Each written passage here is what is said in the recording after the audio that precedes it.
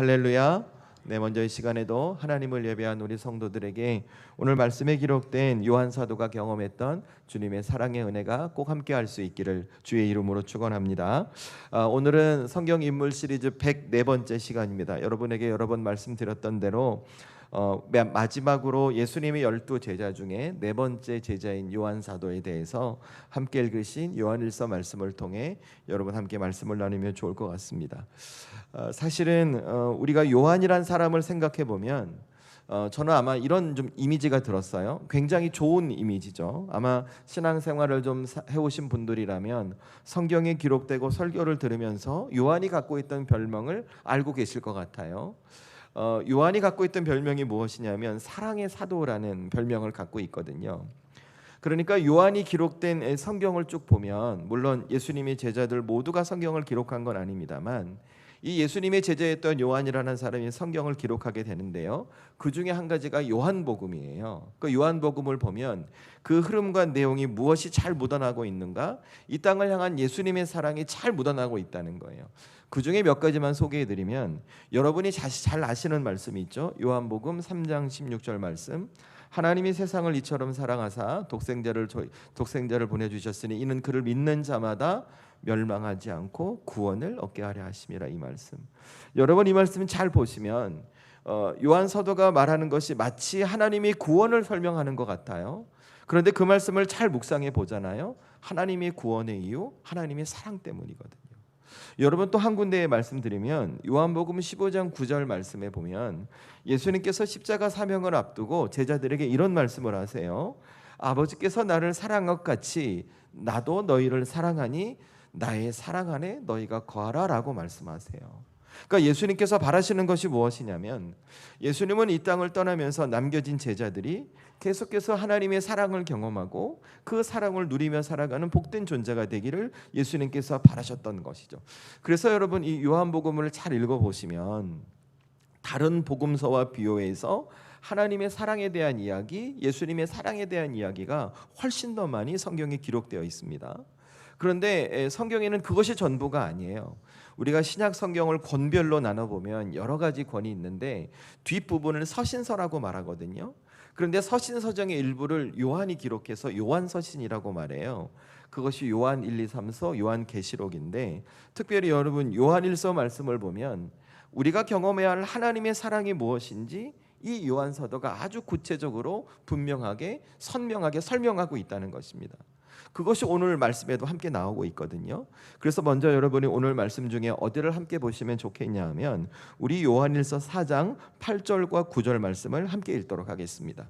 저와 여러분이 오늘 말씀 요한일서 4장 8절 9절 말씀 함께 읽겠습니다. 시작. 사랑하지 아니하는 자는 하나님을 알지 못하나니 이는 하나님은 사랑이심이라. 하나님의 사랑이 우리에게 이렇게 나타난 바 되었으니 하나님이 자기의 독생자를 세상에 보내심은 그로 말미암아 우리를 살리려 하심이라. 아멘. 여러분 이 말씀이 뭘까? 이렇게 정리해 드릴 수 있어요. 하나님이 어떤 분이신지 그 하나님의 본질에 대해서 설명하고 있는 거예요.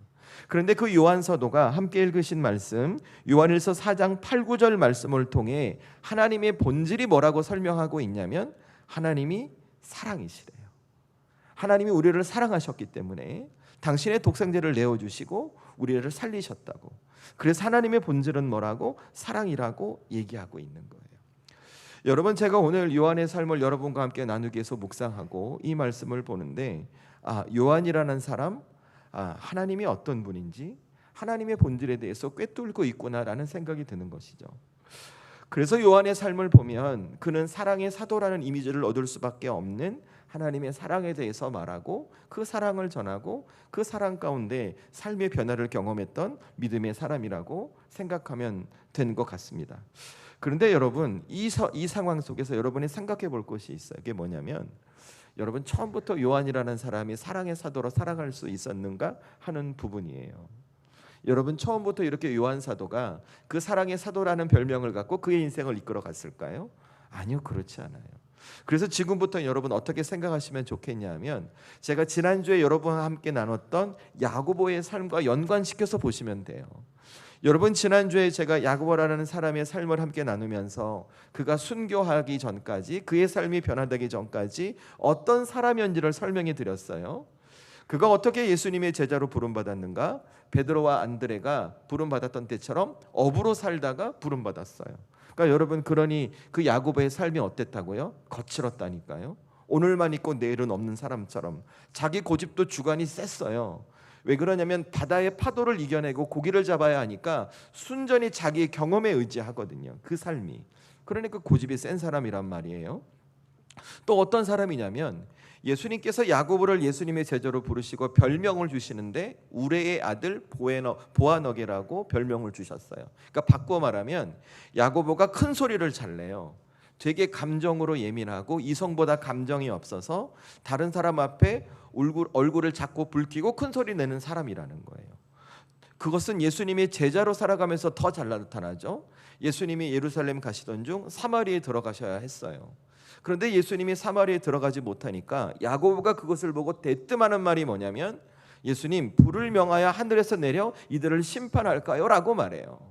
그러니까 야고보의 성향이 어떠냐면, 그는 굉장히 감정적이고 이성적인 판단보다 자기의 느낌을 충실했던 사람이라는 거죠. 뿐만 아니라 그의 어머니 세베대를, 이게 마태복음 20장일까 그럴 거예요. 그의 어머니를 통해서 그 예수님을 찾아가, 예수님, 당신의 영광 중에 계실 때 우리 아들 한 명은 왼쪽에, 우리 아들 한 명은 오른쪽에 앉게 해주세요 얘기하게 하거든요. 그러니까 야고보에 갖고 있던 기본적인 성향은 바로 야심이 있었고 권력력이 있던 사람이에요. 그런데 중요한 것은 그 예수님의 제자로 야고보가 부름받을 때 함께 부름받았던 사람이 누군가? 바로 오늘 사롱의 사도라고 불리고 있는 요한이라는 사람이에요. 왜냐하면 야고보의 형제가 요한이었거든요. 여러분, 그럼 한번 생각해 보세요. 요한이라는 사람이 어떤 성품과 성향을 갖고 있었을까? 물론 사람이 태어나면서 자기의 성향과 성품의 차이가 있을 수 있겠어요. 하지만 야고보와 요한이 살아왔던 삶의 환경, 어릴 적부터 자라왔던 삶의 처지, 그리고 살아왔던 삶의 모습, 그 모든 것을 고려할 때 야고보와 요한이 다른 성향과 성품을 갖고 있었을까요? 그렇지는 않을 거예요. 여러분, 그것을 한 번 더 확인할 수 있는 내용이 무엇이냐면 앞서 말씀드렸던 누가복음 9장의 사건이에요. 예수님께서 예루살렘에 가시다가 사마리아에 들어가셔야 하는데 사마리아 사람들이 예수님을 거부하는 거예요. 왜냐하면 예수님은 예루살렘에 가시는 분인데 뭐하러 사마리아에 들어오냐고 그렇게 그들이 말하죠. 그러니까 그때 뭐라고 했다고요? 예수님, 하늘에 불을 명하여 이들을 심판할까요? 근데 그 말을 누가 했는가? 야고보만 한 것이 아니라 요한이 함께 말하는 거예요. 그래서 성경을 보시면 이렇게 말해요. 야고보와 요한이 하늘의 불을 명하여 이들을 심판하리까라고 말했다고 성경이 기록해요. 그러니까 우리가 오늘 함께 살펴봐야 될 이 요한이라는 사람은 야고보의 성향과 크게 다르지 않아요. 그는 삶의 태도가 거칠어요. 자기중심적이에요. 고집이 세요. 권력력과 야심이 있어요. 거기다 다혈질적인 거예요. 여러분, 이런 사람, 여러분 서로 사랑하며 살아가야 합니다. 하나님은 사랑이십니다. 사랑에 대해 말할 수 있는 사람이에요? 아니에요? 우리의 논리, 우리의 상식, 여러분이 세상을 살아가는 기준으로 생각해 보세요. 여러분 혹 그런 사람이 있으시다면 그런 사람이 사랑을 말할 확률이 높아요? 아니면 적어요? 아니면 거의 없어요? 거의 없어요. 그죠? 거의 없을 거예요. 그런데 오늘 성경을 보면 오늘 요한 사도가 뭘 말하고 있는가? 하나님은 사랑이시라라고 말하고 있는 거예요. 더 중요한 것은 그 하나님의 사랑이 무엇인지를 구체적으로 설명하고 있는 것이죠. 여러분, 이것이 뭘 의미할까요? 저는 이 말씀을 읽으면서 이것을 깨달아졌어요. 거칠었던 요한의 삶을 예수님의 사랑이 완전히 뒤바꾸어 놓았구나. 생각해보면 요한이라는 사람이 갖고 있던 기질, 성향, 성품, 그는 예수님의 제자로 예수님의 사랑과 하나님의 사랑을 말하기에 턱없이 부족했던 사람이 맞습니다. 그런데 그의 삶을 쭉 보니까 그렇게 턱없이 부족했던 이 요한이라는 사람을 예수님이 제자로 부르셨고 그와 함께 해주셨고 그를 포기하지 않고 지켜주시면서 그의 삶이 진짜 이 땅을 십자가 구원의 은혜로 구원하시려는 하나님의 사랑을 전하는 사랑의 사도로 변화시켜 갔다는 것이죠. 저는 그래서 이 아침에 우리 사랑하는 성도들이 여러분이 하나님 앞에 믿음 생활하면서 내가 경험한, 그리고 성경에서 말하는 예수님의 사랑, 하나님의 사랑이 무엇인지를 잘 깨닫고 여러분의 마음과 심령 가운데 담고 삶으로 돌아가셨으면 좋겠어요. 왜요? 여러분이 그 사랑을 깨닫고 살아갈 때 여러분의 삶도 오늘 요한이 변화됐던 것처럼 예수님의 사랑으로 말미암아 변화되고 또 다른 새로운 삶을 살아낼 수 있기 때문에 그렇다는 거예요. 그러면 여러분, 오늘 요한이 말하고 있는 그 하나님의 사랑이 뭘까? 오늘 요한일서 4장 9절 말씀을 저와 여러분이 함께 읽도록 하겠습니다. 9절 말씀을 저와 우리 한 번 더 읽습니다. 시작. 하나님의 사랑이 우리에게 이렇게 나타난 바 되었으니 하나님이 자기의 독생자를 세상에 보내심은 그로 말미암아 우리를 살리려 하심이라. 아멘. 여러분, 하나님의 사랑이 뭐라고요? 우리를 살리는 것이 하나님의 사랑이래요. 그래서 우리를 살리기 위해 하나님은 당신의 독생자를, 예수님을 이 땅에 보내셨다고 요한 사도가 말해요. 저는 그래서 우리 살아가는 성도들이 이 하나님의 사랑을 꼭 붙드시라고 권면합니다. 왜일까요? 우리의 삶에 힘든 일이 있어요. 우리의 삶에 어려운 일이 있어요. 당장 내가 죽을 것 같고 내 인생이 두렵고 근심이 돼서 마치 내가 무너져 버릴 것 같은, 내게 두려움 주는 삶의 문제가 있어요. 그런데 그때 여러분이 뭘 붙드는가? 오늘 말씀하신 하나님의 사랑을 여러분이 붙들잖아요. 예수님의 사랑을 깨닫고 여러분의 마음 가운데 담고 살잖아요. 그럼 여러분이 어떻게 된다고요? 살아난다는 거예요. 무너지지 않는다는 거예요. 주저앉지 않는다는 거예요. 다시 회복되고 다시 살아나고 다시 앞으로 나가며 그 하나님의 사랑을 전하는 삶이 저와 여러분의 삶이 될 수 있다고 오늘 성경이 말하는 것이죠. 저는 그래서 먼저 이 아침에 여러분의 마음속으로 다시 결단하고 소원하시면 좋겠어요. 저와 함께 이 말씀을 나누면서, 이 성경의 말씀을 붙들면서, 그래, 하나님이 나를 사랑하고 계시는구나, 이 사랑을 깨닫고 돌아가 내 인생을 하나님의 사랑으로 살아내야지, 이 믿음의 결단과 소원이 있기를 주의 이름으로 축원합니다. 여러분, 오늘 요한이 이 사랑을 경험했던 거예요. 그래서 그는 삶이 변했어요. 거칠고 투박하고 하나님의 사랑을 말하고 전할 수 없었던 그의 인생이 이제 하나님은 사랑이시라, 우리 서로 사랑하며 살 수 있으리라고 고백했던 이 요한 사랑의 사도로 바로 주님께서 변화시켜 주셨던 것이죠.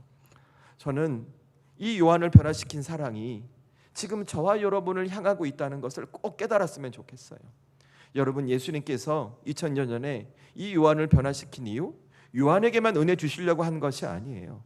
지금을 살아가는 저와 여러분, 세상 가운데 지치고 힘들고 하나님의 백성으로 살아가기에 내 삶이 버거워 주저앉고 괴로워하는 우리의 삶에 다시 주님의 사랑을 깨닫게 하심으로 여러분의 삶을 새롭게 빚어가고 싶으신 것이 오늘 예수님의 뜻인 거예요. 제가 이것이 깨달아지는데 오늘 말씀을 준비하면서 이런 생각이 드는 거죠. 오늘 예수님의 사랑으로 변화되기 전 요한이 누구일까? 저라는 생각이 드는 거예요. 예수님을 믿는 믿음의 사람으로 살아가고 교회를 섬기고 설교자로 살아가는 제 인생도 돌아보면 거칠거든요. 실수하거든요. 넘어지거든요. 그러고 싶지 않은데 그럴 수밖에 없는 현실 때문에 자꾸 주저앉게 되거든요. 여러분, 제 얘기를 했지만 이것이 저만의 이야기일까요? 여러분의 이야기 아니겠습니까? 그래서 우리의 말과 행동, 태도와 자세, 내 감정과 느낌 때문에 혹은 하나님의 사람임에도 그렇지 못하며 살아가는 때가 우리에게 많잖아요. 그런데 중요한 것은 오늘 이 말씀을 보니까 우리 주님은 어떠시는가? 그런 우리를 책망하지 않으신다는 거예요. 그런 우리를 포기하지 않으신다는 거예요. 우리가 진짜 하나님의 자녀로 살아갈 수 있도록 지금도 우리를 붙들고 계시고 우리와 함께 계시고 우리 삶에 당신의 은혜를 주시며 우리가 사랑받은 믿음의 자녀로 살 수 있기를 우리 주님 바라고 계신다는 것이죠. 그러면 이 아침에 어떻게 해야 될까요? 저와 여러분이 나에게 반복되는 실수 앞에 나 원래 이런 사람이야 라고 말하며 내가 먼저 나를 포기하지 않는 거예요. 내가 자꾸 넘어지는 나의 연약함 앞에 나는 바뀔 수 없어, 나는 어쩔 수 없어 하며 내가 나를 먼저 체념하지 않는 거예요. 우리 주님이 끝까지 나를 붙들고 계심을 믿고 나도 그 주님과 함께 그 실수를 넘고 연약함을 넘어 하나님의 사람으로 주어진 인생을 잘 살아가는 것이죠. 그럴 때 저와 여러분은 경험하시게 될 거예요. 아, 이런 내 인생 우리 주님이 나를 너무나 사랑하셔서 나를 붙들고 계시는구나. 그리고 여러분도 입술로 고백하시게 될 거예요. 하나님은 사랑이시라고. 여러분, 저는 우리 사랑하는 성도들에게 이 주님의 사랑이 경험되고 여러분의 입술로도 이 주님의 사랑이 고백되는 선한 역사가 있기를 주의 이름으로 축원합니다. 그래서 제가 오늘 세 가지 말씀드릴 거예요. 그러면 나도 내 인생에서 나를 향한 예수님의 사랑을 깨닫고 변화받아 하나님은 사랑이시라 고백하는 믿음의 삶이 되기 위해서 무엇을 놓치지 말아야 될까? 첫 번째는 이것입니다. 예수님의 사랑은 먼저 다가와 곁을 여시는 사랑이라는 거예요. 여러분, 예수님께서 지금 여러분의 먼저 다가오셨어요. 그리고 여러분에게 당신의 곁을 내시며 여러분을 꼭 안고 계세요. 이것을 잊지 않고 살아가시길 원합니다. 제가 오늘 말씀을 준비하면서 가장 먼저 많이 고민했던 것은 요한의 변화된 모습이에요. 사실 여러분, 성경을 보면 요한이 어떤 일을 했는가는 구체적으로 설명되지 않아요. 어떤 사역이라는 것도 설명되지 않아요. 그런데 성경을 통으로 보니까 늘 하나님 앞에 버럭했던 이 우리의 아들 보아너게라고 불렸던 이 요한이 지금은 사랑의 사도로 변하고 있는 거예요. 그러니까 우리는 이걸 보면서 어떻게 생각할 수 있냐면, 그거야 하나님이 사랑해 주셨고 예수님 사랑해 주셨으니까 요한이 이렇게 변한 거지라고 표면적으로 말할 수는 있겠죠. 물론 그것이 틀렸다고 말하는 것은 아닙니다. 그런데 저는 우리 성도들이 오늘 요한을 그 우리의 아들에서 사랑의 사로 변화시킨 하나님의 사랑, 그 예수님의 사랑이 구체적으로 무엇인지 여러분이 분명히 아셨으면 좋겠어요. 왜 그럴까요? 그 사랑이 나를 향해 있기 때문에 그래요. 그래서 그 사랑을 내가 깨닫잖아요. 그럼 여러분도 변화될 수 있거든요. 그러면 그 사랑의 모습은 무엇인가? 여러분, 오늘 말씀 10절에 기록되어 있어요. 저와 여러분이 10절 말씀 함께 읽겠습니다. 시작. 사랑은 여기 있으니 우리가 하나님을 사랑한 것이 아니요 하나님이 우리를 사랑하사 우리 죄를 속하기 위하여 화목제물로 그 아들을 보내셨음이라. 아멘. 자, 여러분, 10절 말씀 제가 풀어드리면, 지금 여기 하나님의 사랑이 있대요. 그런데 그 하나님의 사랑이 뭐냐면 우리가 먼저 사랑한 것이 아니라 하나님이 먼저 우리를 사랑하셨다는 거예요. 그래서 당신의 독생자를 우리에게 보내주셨다고 그 하나님의 사랑에 대해서 요한이 말하고 있어요. 그죠? 뭐 제가 없는 얘기하는 거 아니잖아요. 그죠? 여러분, 눈을 뜨셔야 합니다. 네, 어깨를 피셔야 합니다. 떨어지는 고개 가운데 주여 저를 깨어나게 없어서 여러분 부르짖으셔야 합니다. 네, 왜냐하면 여러분 진짜 이거 꼭 들으셔야 해요. 자, 다시 말씀으로 돌아와서, 그러면 이 10절 말씀 보시면 하나님께서 요한에게 주신 사랑의 출발점이 어디예요? 아니, 누구예요? 사람이에요? 하나님이에요? 하나님이죠. 그죠? 하나님이에요. 하나님이 먼저 요한을 사랑하셨다는 거예요. 이것이 성경의 이야기예요. 자, 그럼 여기서 생각해 보세요. 자, 제가 앞서서 오늘 요한이 어떤 삶을 살았는지 쭉 설명해 드렸어요. 그의 성품, 태도, 성향, 야고보와 삶과 연결시켜서 제가 설명드렸죠. 그죠? 자, 그러면 여러분이 하나님이라고 가정하고 오늘 요한이라는 사람을 사랑할 만한 조건이 요한에게 있어요? 없어요? 여러분이라면 요한 사랑하시겠어요? 요한이라는 인간과 평생 함께 사시겠냐고요? 없어요. 우리 못 살아요. 그 버럭하고 고집세고 자기 누가 살겠어요? 우리 여자 청년들이 있지만 여러분, 배우자를 놓고 기도하셔야 됩니다. 그 하나님의 사랑을 경험할 수 있도록. 이건 남자 청년들도 마찬가지예요. 아무튼, 자, 그럼 다시 오늘 예수님의 부름받았던 이 요한이 예수님의 사역이 도움받을 역량이 있어요? 없어요? 보면 없어요. 없죠. 그죠? 어쩌면 요한이 갖고 있던 태도, 성향, 삶의 자세, 예수님의 사역에 방해가 될지도 몰라요. 그러니까 종합해 보면 오늘 하나님은 요한을 사랑하셔야 할 이유가 하나도 없는 거예요. 그죠? 그런데 성경은 뭐라고 얘기해요? 이렇게 고백하는 거죠. 내가 먼저 하나님을 사랑한 것이 아니라 하나님이 나를 먼저 사랑하셨다고요. 하나님이 내게 사랑할 조건이 있어서 사랑한 것이 아니라 그냥 하나님이 나를 사랑하셨다고 성경이 말하는 거예요.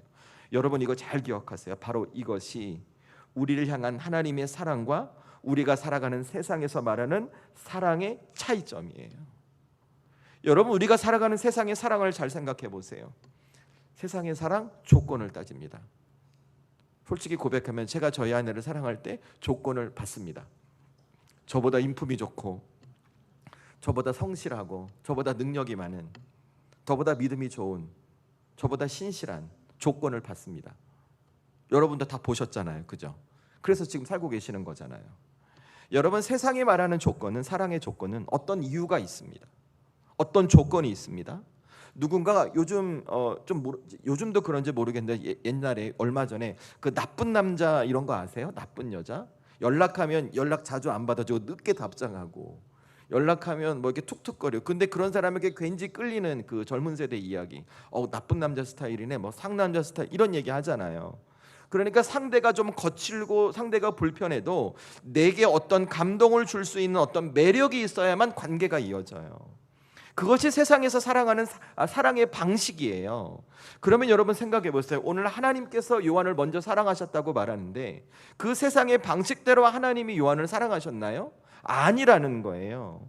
만약에 하나님께서 세상의 사랑의 방식대로 요한을 사랑하셨다면 오늘 요한은 하나님의 사랑을 경험할 수가 없어요. 왜요? 요한은 하나님께서 사랑하실 만한 조건도 이유도 매력도 없는 사람이었거든요. 하지만 오늘 성경은 그의 삶을 어떻게 말해요?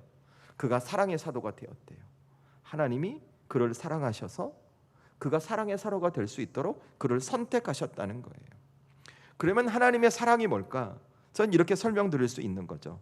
하나님의 사랑은 먼저 찾아가 그를 곁에 두시며 함께 하시는 사랑, 돌보시는 사랑이라고요. 성경의 내용을 보니까 그런 거예요. 오늘 요한은 예수님의 제자로 적합한 자질이 없었어요. 그럼에도 예수님은 그를 제자로 부르십니다. 그리고 곁에 주십니다. 함께 사역하며 예수님 하늘에 불을 내려 저들을 명할 거요라는 실수가 있음에도 그를 내치지 않으십니다. 곁에 두시고 그를 돌보시며 그가 진짜 예수님의 사람으로 살아갈 수 있도록 그와 함께 하십니다. 여러분 몇 가지 더 얘기해 드릴까요? 회당장 야이로의 딸을 살릴 때도 예수님은 요한을 데리고 가세요. 변화산에 올라가 계실 때도 예수님은 요한을 데리고 가세요. 여러분 나중에 겟세마네 동산에 십자가를 위해 기도하러 가셨을 때도 예수님은 요한을 데리고 가세요. 예수님은 왜 요한을 그렇게 선택하시고 곁에 두셨을까요? 요한이 실력이 좋아서 능력이 많아서 그의 성형과 성품이 좋아서 아니에요. 이유는 뭐라고요? 하나님이 먼저 요한을 사랑하셨으니까. 예수님이 먼저 요한을 사랑하셨으니까 그의 삶이 새롭게 변화되도록 그의 삶을 지켜주셨던 거예요. 여러분 이것이 하나님이 우리를 사랑하는 방식이에요. 여러분 이것이 예수님이 우리를 사랑하는 방식이에요. 결국 그 예수님의 사랑과 하나님의 사랑 때문에 그 거칠었던 요한이 사랑의 사도로 변화됐다는 것이죠. 그래서 여러분 이거 아셔야 돼요. 사람은요 조건 없는 사랑을 할 수 없어요. 내가 조건 없는 사랑을 할 수 있을 것 같은데 조금만 지나잖아요. 그 조건이 없는 이유로 말미암아 사랑이 깨어져 버려요. 하지만 예수님은 그렇지 않아요. 하나님은 그렇지 않아요. 조건 없는 사랑을 하십니다. 그리고 그 사랑을 지켜가십니다. 끝까지 그의 삶이 변화될 때까지 그의 삶에 동행하시고 당신의 곁을 내주시는 것이 예수님의 사랑이라는 거예요. 그리고 그 예수님의 사랑이 오늘 이 시간 누구를 향해 있는가? 하나님을 예배하고 있는 저와 여러분을 향해 있다고 오늘 성경이 말하고 있는 것이죠. 저는 그래서 우리 사랑하는 성도들이 이것을 꼭 깨닫고 돌아가시면 좋을 것 같아요. 우리 가끔 스스로 나를 자책할 때 있죠. 믿음 생활하시면서 신앙생활 하시면서 스스로 자책할 때 있죠. 내가 이러면 안 됐는데, 내가 이러면 안 됐었는데 할 때 있으시잖아요. 그때 우리 주님의 마음이 먼저 아세요. 아니야 괜찮아, 나는 너를 그래도 포기하지 않아. 아니야 그래도 괜찮아, 난 너와 끝까지 함께하라는 것이 주님의 마음이라는 거예요. 그런데 저와 여러분의 태도가 어떤 줄 아세요? 그런 때가 되면, 어떤 상황이 되면 자꾸 그 예수님을 밀어내기 시작해요. 그렇지 않습니다. 우리 주님은 먼저 저와 여러분을 먼저 사랑하셨습니다. 어떤 조건, 이유로 따지는 것이 아니라 그냥 사랑하셨습니다. 그리고 지금도 여러분과 함께 계시며 여러분의 삶을 붙들고 우리의 삶이 진짜 은혜받는 인생으로 변화되기까지 지키고 계십니다. 저는 우리 사랑하는 성도들의 마음과 심령 가운데 이 예수님의 사랑이 깨달아지기를 주의 이름으로 축원합니다. 여러분, 그런 우리가 어떻게 살아가야 될까요? 이 주님의 사랑을 받은 자로 전 우리 사랑하는 성도들이 그 사랑 앞에 순응하고 순복하시면 좋을 것 같아요.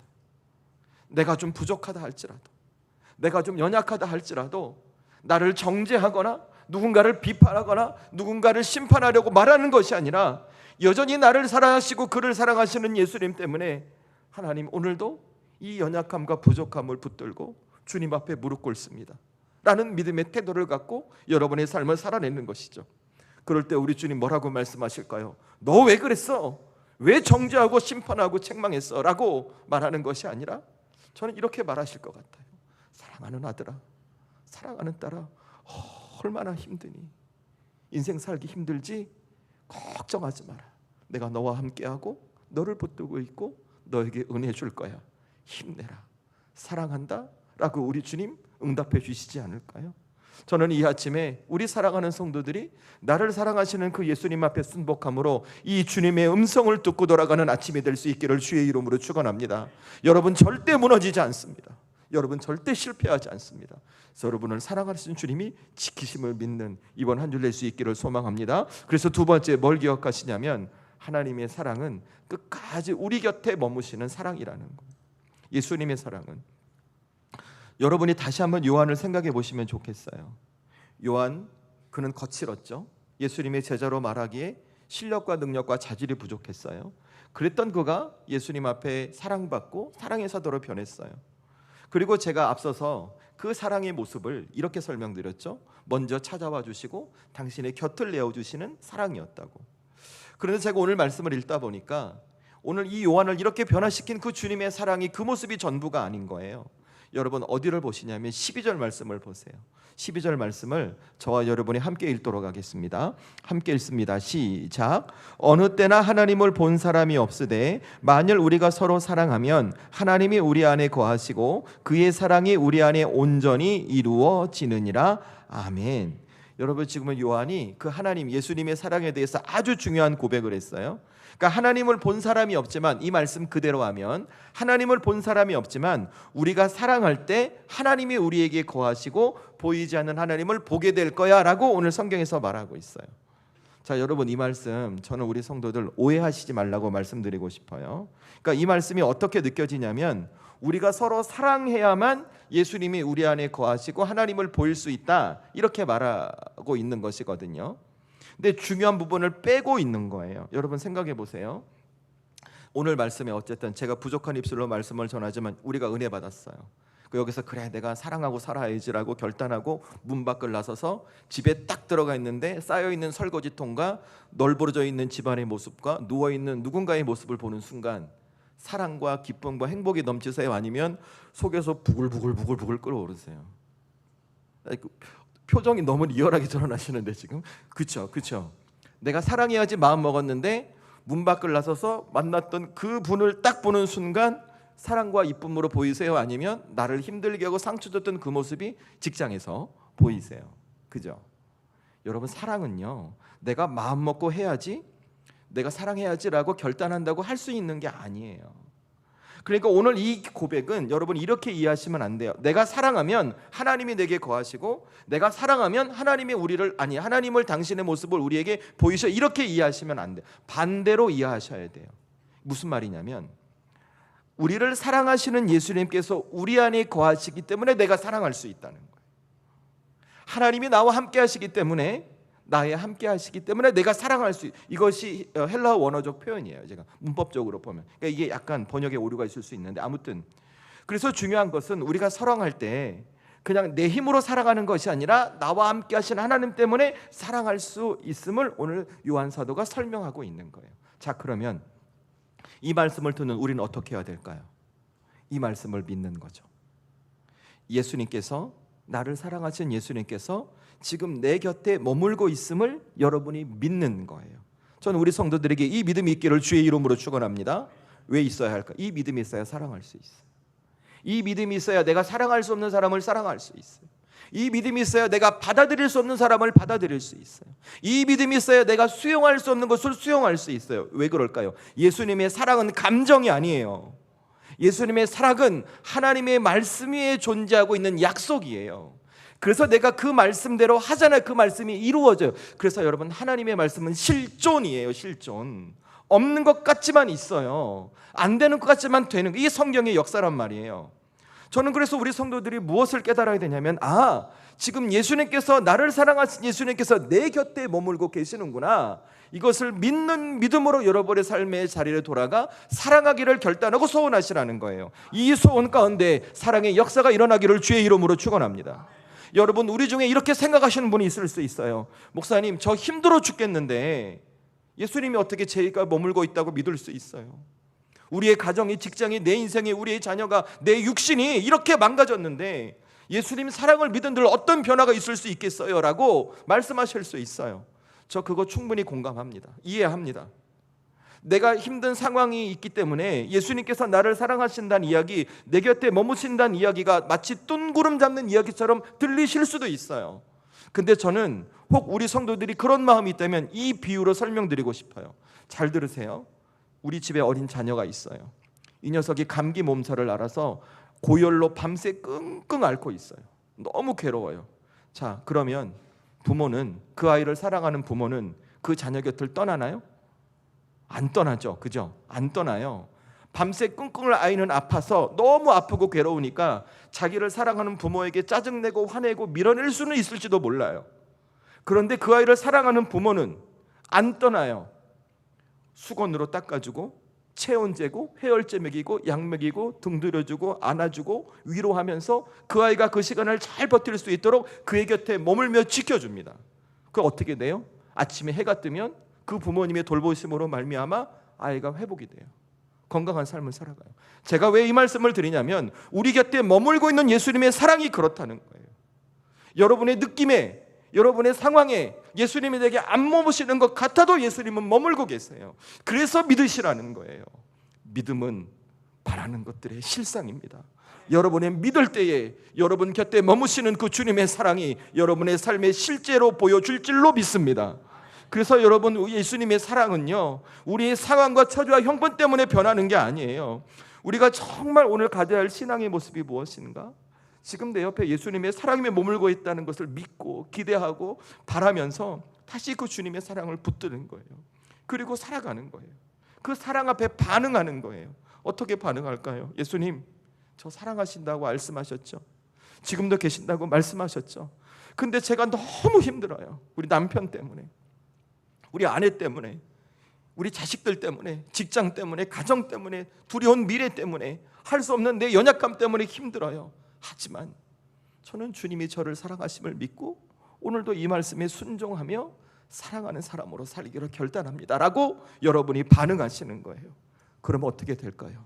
여러분의 삶을 그 주님의 사랑으로 변화시켜 가시는 것이죠. 저는 우리 사랑하는 성도들의 이 주님의 역사가 일어나기를 주의 이름으로 축원합니다. 그래서 오늘 요한이 말했던 거예요. 하나님은 사랑이시라고. 내 곁에 늘 머물며 나를 변화시켜 가시는 그 주님의 사랑이 내 인생에 경험됐다고 오늘 성경을 통해 바라는 것이죠. 전 우리 성도들에게 이 주님의 역사가 일어나기를 소망합니다. 그래서 마지막 세 번째, 저는 우리 성도들의 삶이 예수님의 사랑 때문에 열매 맺는 삶이 되셨으면 좋겠어요. 마지막으로 11절 말씀 보세요. 제가 읽겠습니다. 사랑하는 자들아, 하나님이 이같이 우리를 사랑하셨은즉 우리도 서로 사랑하는 것이 마땅하도다. 아멘. 서로 사랑하는 것이 마땅하대요. 저 우리 성도들 이거 부담 갖지 말라고 말씀드리고 싶어요. 여러분, 이것은 강제적 명령이 아니에요. 이것을 어떻게 이해하시면 좋겠냐면, 내가 예수님의 사랑받은 사람을 깨닫게 되잖아요. 그러면 여러분도 누군가를 사랑하게 되는 사랑의 열매를 맺을 수 있다고 오늘 성경이 말하고 있는 거예요. 우선되는 것은 내가 사랑받은 자임을 깨닫는 거예요. 여러분, 이것이 요한의 삶에서 나타나요. 요한 거칠었잖아요. 그런데 그의 삶이 나중에 어떻게 되는 줄 아세요? 예수님께서 십자가에 달려 죽으실 때 유일하게 예수님의 십자가에 머물던 제자가 요한이에요. 예수님께서 십자가에 죽으실 때 7마디 말씀을 남기세요. 가상칠언이라고. 그 중에 한마디가 내 어머니다라는 말씀이에요. 누구에게 하신 말씀인 줄 아세요? 이 제자 요한에게 하신 말씀의 의도가 뭘까요? 요한아, 이분이 내 어머니야. 육신의 어머니 마리아를 부탁한다고 예수님께서 말씀하시는 거예요. 결과적으로 요한이 어떻게 하는가? 예수님께 사랑받았기에 예수님의 말씀대로 육신의 어머니 마리아를 평생 모시고 살아가는 믿음의 책임을 다하게 됩니다. 저는 그래서 그 요한의 그런 삶을 보면서 그가 사랑의 사도라고 불릴 수밖에 없었다고 여러분에게 말씀드릴 수 있는 거예요. 왜 그럴까요? 예수님의 사랑은 누군가의 말로, 누군가의 감정으로 드러나는 게 아니에요. 사랑받은 내가 사랑해야 되는 믿음의 책임을 다할 때 그 사랑이 다시 펼쳐지고 드러나는 것이죠. 그래서 예수님께서 십자가에서 죽으신 거예요. 하나님의 사랑을 당신의 삶을 통해 드러내셨던 것이죠. 오늘 요한도 그럴 수밖에 없었던 거예요. 저는 우리 사랑하는 성도들이 이 말씀 보면서 여러분도 여러분의 삶에서 그 주님의 사랑의 열매를 맺고 살아가는 우리 성도들이 되셨으면 좋겠어요. 여러분의 가정에서, 여러분의 직장에서, 사랑하는 남편과 아내와 자녀들에게, 교회에 함께 있는 믿음의 동역자들에게, 내가 예수님의 사랑을 받은 사람에게 내 사랑을 나눠줄 때 그들의 삶에서도 주님 만나고 주님 때문에 변화되는 그 사랑의 열매가 맺혀지는 것이죠. 여러분, 예수님 앞에 여러분 이렇게 소원하시면 좋을 것 같아요. 예수님, 저도 사랑의 열매를 맺는 믿음의 사람이 되기를 원합니다. 저를 좀 도와주세요 라고 여러분이 고백하시고, 그 고백 가운데 여러분을 사랑하는 열매를 맺게 만드는 믿음의 사람으로 주님의 능력을 허락해 주실 것입니다. 이 주님의 역사가 우리 성도들에게 있기를 주의 이름으로 축원합니다. 여러분, 제가 이 말씀을 묵상하는데 이런 생각이 드는 거예요.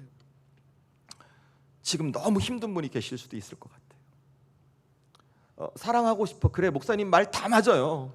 그렇게 하고 싶은데 내가 너무 힘들어서 그럴 여력이 없는 분이 있을 수도 있을 것 같은 거예요.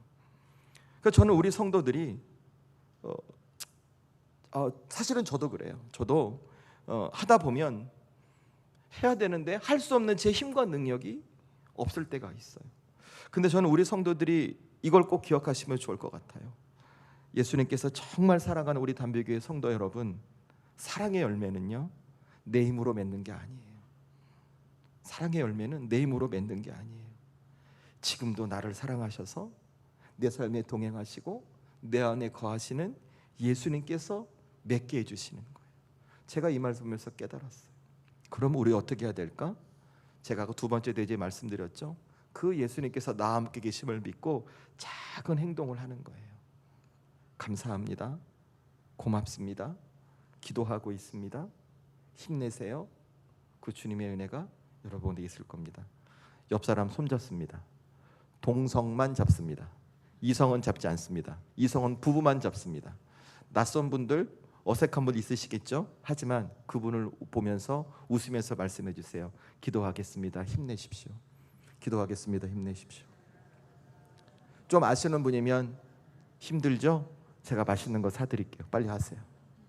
힘들죠? 맛있는 거 사드릴게요.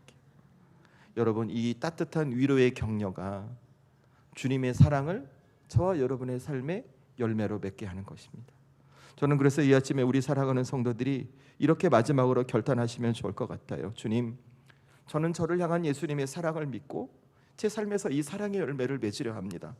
제게 힘 주시고 능력 주셔서 저의 작은 행동이 누군가의 삶을 변화시켜가는 오늘 사도 요한과 같은 사랑의 열매로 맺는 믿음의 삶, 그 인생이 제게 해주세요. 제가 되게 해주세요. 그 믿음의 고백 가운데 우리 주님은 여러분을 통해 당신의 사랑으로 누군가의 삶을, 그리고 우리의 삶을 바꿔가시며 우리 또한 사랑의 사도로 각자의 인생을 살아내는 은혜를 허락해 주실 줄로 믿습니다. 이 주님의 은혜가 우리 사랑하는 성도들의 삶에 이 주간에, 이 한 주간에도 풍성히 넘치기를 주의 이름으로 축원합니다. 우리 시간에 잠시 기도하십시다. 생각해보면 요한이 살아오는 삶의 모습, 우리의 삶의 모습과 크게 다르지 않습니다.